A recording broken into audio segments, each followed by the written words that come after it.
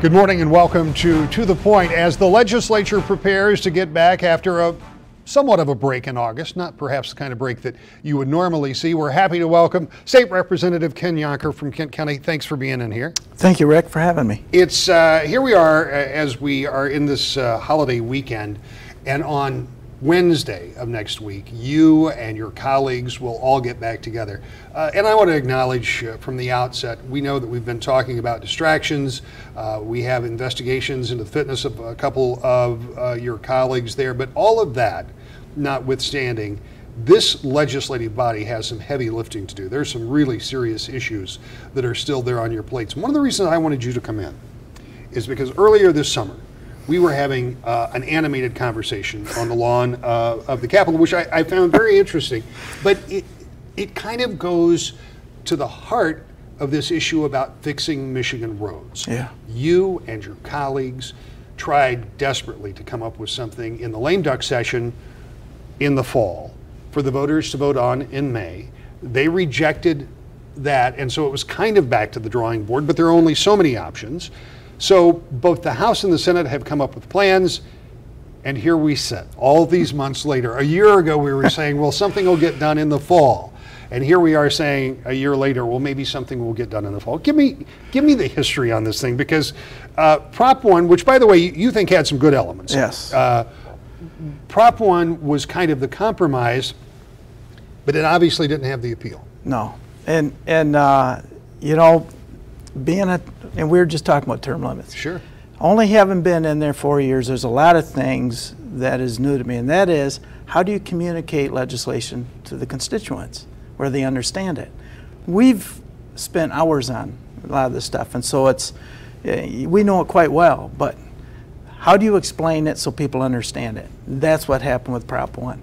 And that's what the polls have told us as well. The people wanted something that they could really understand. So moving forward, we have a new legislature body in the House. We've replaced approximately 20 seats. Mm-hmm. So what we did in lame duck was with a whole different group of people that thought a lot differently about road funding than the group we have today. So we are, in a sense, starting back at the drawing board. And how do we get all of these people into one focus on what we have to do to get the roads up to par? You hit on something that's really fundamental, and that is the ability or inability or the difficulty of explaining complex issues. Complex because of the nature of the budget, complex because of the nature of state government, complex because of the nature of how road funding works, to people who are going to have to either approve or disapprove. And in this case, it was going to be a voter approved, at least part of it needed to be voter approved for it all to go into place. And because you do work at it, you guys use shortcuts and acronyms and all different kinds of things when you're talking about this that you understand. But then when you come back to communicate that to people who are busy doing things like living their lives and paying their mortgage and raising their kids, you can't get them to focus for 2 or 3 hours to sit down and talk about this. And so part of the messaging was, and again, these are my words and you don't have to concur, but part of it was fear. Some of the advertising was simply designed to scare people because they said roads are bad and you and your family are in danger. Mm-hmm. And part of it was, this is the only answer, just do it. And neither one of those seemed to catch fire. So now where are we? Because as I said, both the Senate and the House have come up with alternatives, but nothing has been completely finalized, even though there was an attempt. And tell me where we are. There was an attempt to get some of this put into conference. Where are we on? It is in conference. So the House proposal, the Senate proposal is in conference, and as of yesterday, the leadership, which is the Speaker and his team, and the Majority Leader from the Senate, and the Governor, are continuing to work out the issues that they have to agree on. We in the House, with our proposal, I believe we could have gotten the votes to pass it. With your proposal? With the House proposal. Uh-huh.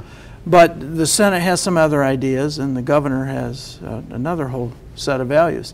So they're working through that, and what that's going to look like then will come to us. And at that point, it'll be a straight up or down vote. So there then, will be no more changes. So then, when it comes out of conference, whatever Correct. that looks like, and it can Correct. be substituted in any Yeah. number of ways. Yeah, we have no idea what that, I wouldn't even speculate on that. So then you've got to come back to the House and get 56. Yep. You got to get 20. Yep. And presumably, if the governor's involved in this, it's something you can sign. It's done. Let me ask you a couple of questions. One of the things, and I'm not asking you to say, because we don't know what the compromise will be in conference, but one of the things that I kept hearing about, particularly this summer, was, well, maybe there's a hybrid plan. Maybe there's a way to increase taxes on fuel, but not as much. Maybe there's a way to increase taxes on registration, but not as much as the $100 that the governor once floated.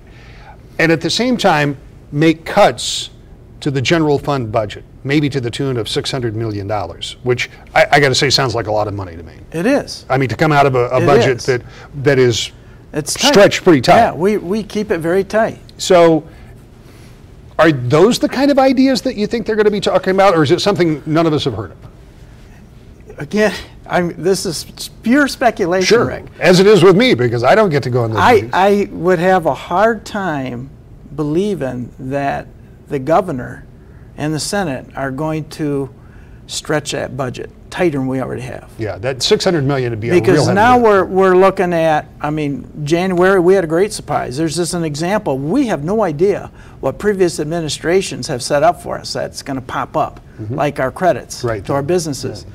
January, that was like, hey, welcome back to work. Guess what? We're $150 million in debt. Our budget's short. We got to make it up. And so all of a sudden, we're going back and we're cutting budgets, 6% to get that. And that was a lot of growth revenue that could have funded our roads. And you're already putting, and now that's gone. Right, but you're already putting a lot of general fund revenue in over these past few, 400 million, I think. 450 million. Yeah, which is a lot of money. Yeah, that's a good, I mean, you see a lot of orange barrels out there. It's making a difference, but and again, it's not long term. Yeah, well, that's right, and that is kind of the problem. You got to be able to plan. You got to have something sustainable, because if we don't, and we have never done that. We've had Governor Engler had the big tax increase, or the last big one we've had, and he turned around. We bonded and put ourselves in debt to fix roads. Now here we are, $250 billion. No, I take that back. $250 million that we're paying out every year on payments for bonds back from the Engler administration. And now we got to fix those roads. And we're still paying for them. So you're paying for the interest on the roads you've already fixed, and you have to fix the new roads. Right, and we are not, we just keep spinning our wheels. So what we're trying to do is say, we're going to do this one time, it's going to be sustainable, and it's going to, when we're done fixing the roads, we're going to be able to have money to maintain them. And 5-10 years from now, when I'm out of the legislature, as a citizen, I'm not going to have to listen to this all over again. I want something that's going to be there, sustainable, that's going to meet our needs moving forward. Now, is it permanent? No, because vehicles are changing. They're becoming more efficient. Electric's is coming on strong. So we're eventually going to have to look at a different way to fund our roads. But for now, the pump is going to work to a point, and we are moving things into more on the fee structure, especially for the electric cars and the hybrids.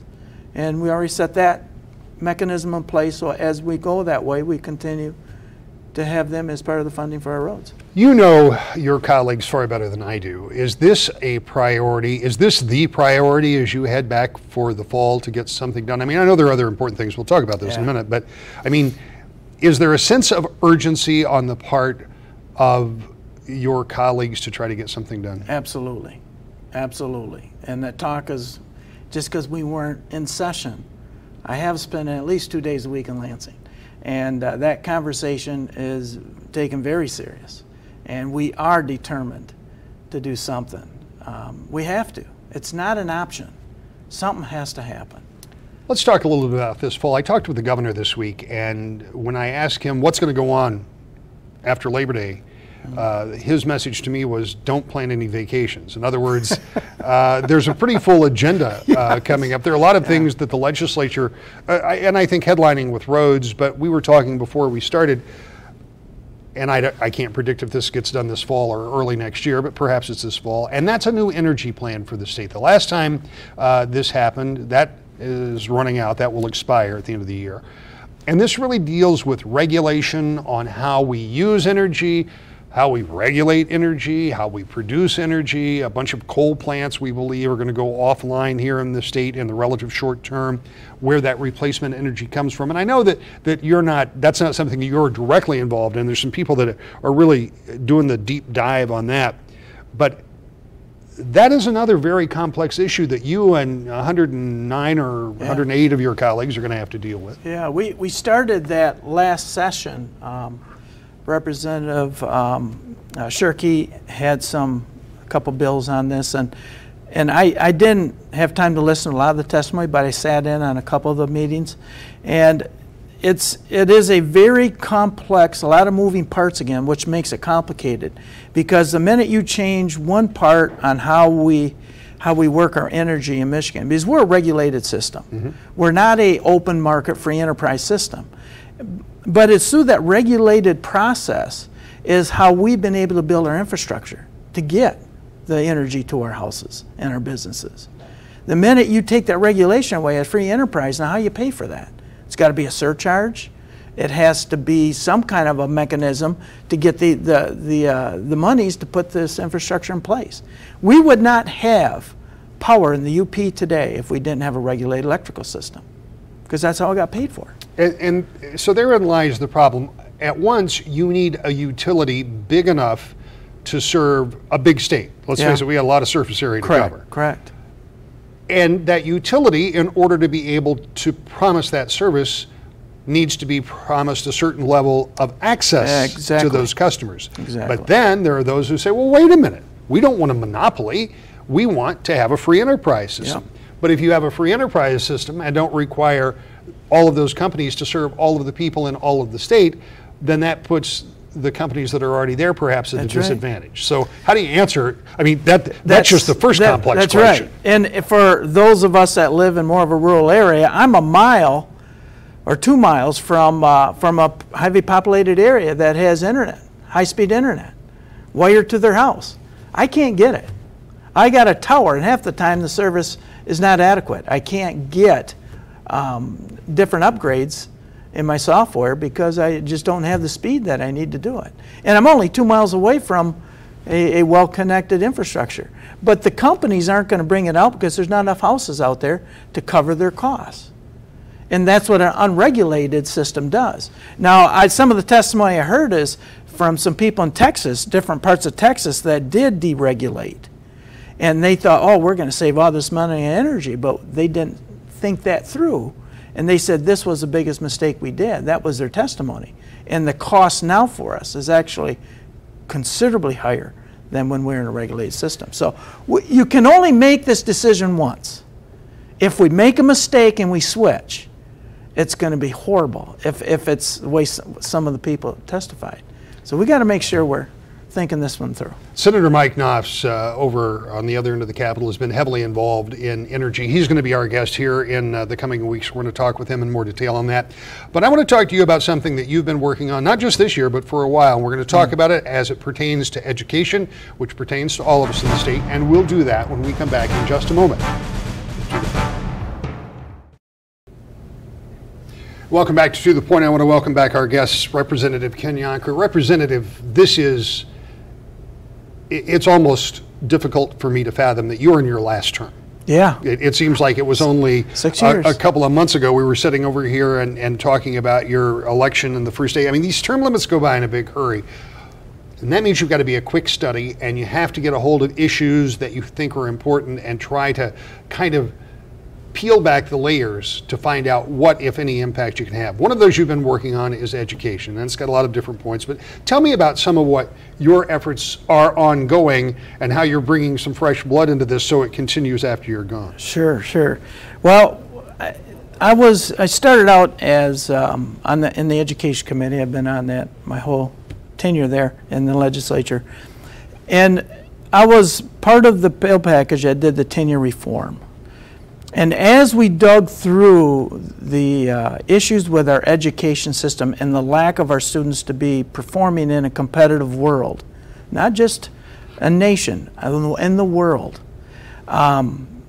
it just kept showing different weak points within our education system. And as we kept uncovering those layers, it finally came down to, well, when we look at the 12 industrial nations that we compete with, and where their students, their kids are in their schools on testing on the NAEP testing, the National Association of Education, that all education people agree is the most accurate benchmark to measure our successes from. And how poorly we're measuring up against that. And then you can play in a lot of cultural things that make a difference on how their kids learn, how our kids learn. So I didn't even want to look at that. We want to look at what's a common thread in the teachers that are preparing these kids and see where we measure up there. And that's where we really seen some real weaknesses in our system. And when you say weaknesses, you're talking about the preparation of teachers to teach? Correct, correct. So our teachers are coming out, and they're what we have heard from a lot of testimony from teachers that have come in and talked with us is they just don't feel confident when they get in front of the classroom. They realize that all the stuff that they're dealing with in a classroom today, they were not prepared to handle. And the more we kept digging into this, the more we found that to be a norm. And then as we dug into talking to superintendents and principals, they know this is a problem. But the preparation comes out of our universities. So we've been looking at this for the past year and a half, and we looked at 3 major research projects that were done on an international level. And we looked at how we prepare our teachers versus these other nations. And there's some real functional areas that we can improve on to help our teachers do better. The Common Core is what we've just implemented moving forward. And that standard, the Common Core standard in those two subject areas right now, and a couple more coming, but that standard put us at an equal standard to these other developing nations. But those teachers have been taught and prepared how to teach to that level of thinking, that way of thinking, to teach those kids how to think. So you're not only learning facts, you have to learn how to apply those facts. It's a whole different level of thinking. And our teachers have not. They have had no training from our universities to teach to the standard. It's going to be hard for them. So we started off with a short-term plan that we moved out, that the governor's office we're taking very serious, and that is our personal development for our teachers in our schools. And I have 2 bills coming out when we go back that's going to address that within our schools. And this is in conjunction with the Department of Education. So you've been working with the governor's office as well as your colleagues. Correct. And the Department of Education. That's important because you'll have to have buy-in from each of those entities. Exactly. It's very critical. We have not had that kind of relationship with the department over the years. When I went in there was no relationship. And we are working very close, and this is something they needed to make sure our schools are preparing our teachers that are there now. We have to give them the support they need so they can get our kids where they have to be. I don't want to go too far down this road, but I can't let it go without mentioning, because you said the words. You know that within your party, particularly, when you say Common Core, that raises the ire of a lot of people who see it as big government takeover. They see it as what has been described as meaningless gibberish and trying to teach things in a way that nobody seems to understand. I'm not suggesting any of that's true. What I am suggesting, it's true in the minds of many people that will be talking about what's going to happen in this presidential cycle, what's going to happen with the next election for state house members, what's going to happen for the next election of governor. We talked earlier in this show about the difficulty of communicating what policy is coming out of Lansing, or Washington for that matter. Common Core has not been well communicated. It's pretty clear. Yeah. Because there is an impression on the part of some, and I can't quantify that, I can't tell you how many people, but there are certainly people who think Common Core is not the answer. It's government takeover, and they're very boisterous on it. Yeah. And this took place way back when I was on the school board, way before I was in the legislature. It just has been in the developing process, and it was never monkeyed with by the federal government. President Obama made one comment, and that is, I accept the Common Core standards instead of fighting the business community that brought them forward. And this was put forth, funded by the Gates Foundation that started. And then it was worked through with all the education people in the states. Every state was represented to come, what are those standards we need that we will be able to compete against these 12 nations out there that we're competing with. We were way under educating our kids and preparing them for those jobs, that the higher paying jobs, the high skilled jobs that a lot of our kids are going to need. And even in the simple, I'm a landscape contractor by trade, and even within that industry, which is seen as very untechnical, the equipment stuff we use for putting pesticides, and that's all algebra. So you can, I've learned those algebra formulas, Rick, and you can ask any of your viewers right now could say, have you had algebra? Well, we've all had some form of it. Well, take that formula right now and figure out how many pounds of fertilizer in a 10,000 square foot area if you want 5 pounds per 1,000 square foot. That's algebra. Can you do that?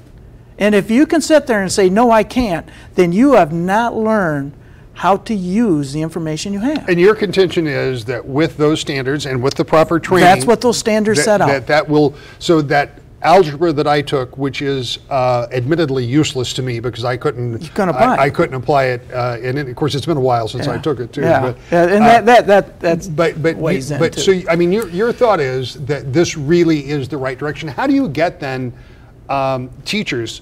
Because we know we got a lot of good educators. Oh yeah, oh yeah, and a lot of good people that are. And the closer I get involved with the education communities on a number of different levels, the more I really start to understand the dedication, the real passion of some of these folks. But if they need, I use the word remedial training to get up to speed on this, is that something that the state can help with? Absolutely, and that's where out of this was our short-term goal, and we just brought that right to the governor's office. This is number one, and we worked with a group called Teachers for America, and they have in their program that kind of support for their teachers. So we kind of looked at what their cost was per teacher, and we just calculated that out to how many schools we have and how many teachers, and we gave them an approximate number. This is what we need in our budget, and we need these programs at the best in every school and make sure every school is doing it. So we got some laws coming out that's going to make it a little more effective for the department to have a hammer when schools are not giving personal development for their teachers. That has to change. We have to make sure those teachers have every tool available to them because it's our kids, the next generation, that has to do well with these new standards. And then moving forward, and Dr. Ball at U of M is doing a phenomenal job, and a lot of her work is data driven. It's the same data that I was reading the past year and a half. And she's really got some good things going there that we're bringing in, looking at as a state. And we spent all summer, we talked to a lot of people. We had a lot of work group hearings. And 2 freshmen are on the committee with me that'll take it over when I'm done. So this won't stop. This is long term. It'll be there for a long time. Representative, we're out of time. Real quickly, in 20 or 30 seconds, we know roads are going to be big. We know that utility regulation or looking at utility usage is going to be big. We know you've got some things, education, auto insurance in the state. We've talked for years about getting something done. Give me a percentage guess that something gets taken up on that this fall. Same as last year. Right. You know, and it doesn't have to be. This thing should have been done 3 months ago. And I was close last year, but there's politics at plays. And can we get everything? No, we got to know what we can get and get it. Get it done. It starts to make a difference. Are we going to get it all at one time? No, but let's just get what we can because that little bit will start helping us. And Representative Ken Yonker, thank you for your time as always for being here. We're back. The closing thought in just a moment. So the legislature heads back to Lansing this week, and yes, over in the House, they'll still be dealing with the Todd Corser and Cindy Gamrat affair, but there's a lot of other heavy lifting that needs to be done, and we'll be in Lansing too to see exactly how much the legislature can tackle between now and the holidays. Hope you'll join us next Sunday morning, 10 o'clock, To the Point.